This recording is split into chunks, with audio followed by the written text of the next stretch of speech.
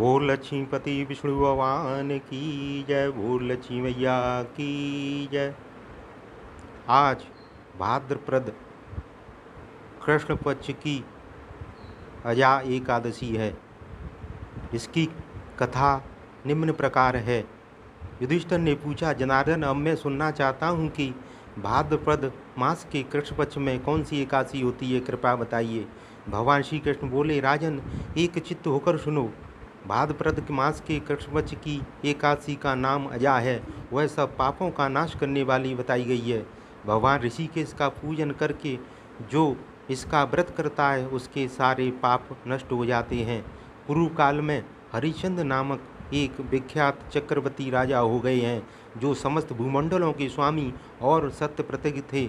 एक समय किसी कर्म का फल भोग प्राप्त होने पर उन्हें राज्य से भ्रष्ट होना पड़ा।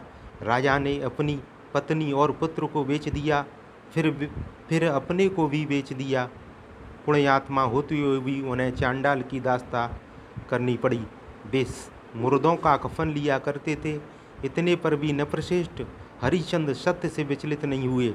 इस प्रकार चांडाल की दास्ता करते हुए उनके अनेक वर्ष व्यतीत हो गए। इससे राजा को बड़ी चिंता हुई। वे अत्यंत दुखी होकर सोचने लगे, क्या करूं, कहाँ जाऊं, कैसे मेरा उद्धार होगा। इस प्रकार चिंता करते करते वे शोक के समुद्र में डूब गए। राजा को शोकातुर जानकर महर्षि गौतम उनके पास आए। श्रेष्ठ ब्राह्मण को अपने पास आया हुआ देखकर नृपश्रेष्ठ ने उनके चरणों में प्रणाम किया और दोनों हाथ जोड़ गौतम के सामने खड़े होकर अपना सारा दुखमय समाचार कह सुनाया।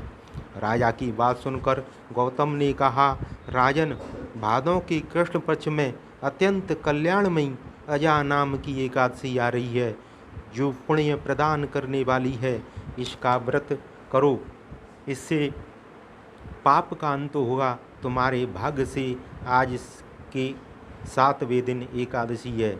उस दिन उपवास करके रात में जागरण करना। ऐसा कहकर महर्षि गौतम अंतर्ध्यान हो गए। मुनि की बात सुनकर राजा हरिश्चंद्र ने उस उत्तम व्रत का अनुष्ठान किया। उस व्रत के प्रभाव से राजा सारे दुखों से पार हो गए। उन्हें पत्नी पुनः प्राप्त हुई और पुत्र का जीवन मिल गया। आकाश में दुदुम्बियाँ बज उठी। देवलोक से फूलों की वर्षा होने लगी। एकादशी के प्रभाव से राजा ने निष्कंटक राज्य प्राप्त किया और अंत में वे पुरजन तथा परिजनों के साथ स्वर्गलोक को प्राप्त हो गए। राजा युधिष्ठिर, जो मनुष्य ऐसा व्रत करते हैं वे सब पापों से मुक्त हों स्वर्गलोक में जाते हैं। इसके पढ़ने और सुनने से अश्वमेघ यज्ञ का फल मिलता है। बोल लक्ष्मीपति विष्णु भगवान की जय। बोल लक्ष्मी मैया की जय। बोले काशी मैया की जय।